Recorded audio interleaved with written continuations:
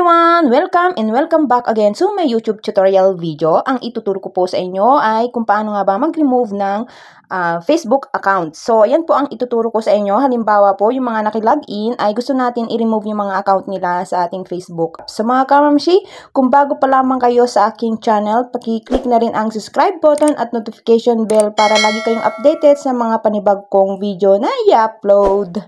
Ayan, so unang-una ay punta po tayo sa ating Facebook apps. I-click po natin yan. Ayan, so magla-login po ako.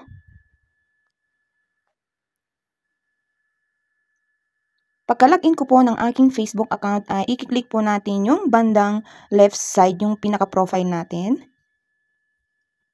Pagka-click natin yan, ay magla-logout po muna ako. Ayan, so magla-logout ako. Click natin yung logout and not save and logout.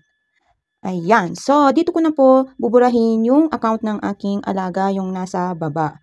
Ayan. So, yung wala pong profile. So, nakikita po nyo yung tatlong dots sa pinaka-right side. I-click po natin yan. Ayan. So, lalabas po dyan yung remove profile from device. I-click po natin yan mga kamamshi.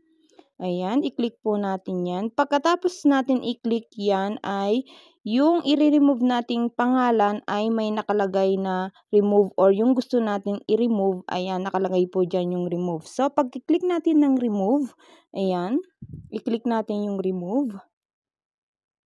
Ayan, so ang nakalagay dyan ay remove. So, yung aking alaga yung pangalan niya. So, i-click lang po natin yung remove sa baba, yung kulay blue. Pagka-remove na natin yan ay ayun, na-remove na yung account na nakilogin sa ating Facebook. So, ayan lamang po mga kamamshi. Sana po ay nakuha nyo po itong tutorial ko na ito. At sana po ay wag nyo rin pong kalimutang mag-like, comment, and share. At pag-click na rin po ang subscribe button. Ayan mga kamamshi, see you next my video. Bye-bye! Ingat-ingat!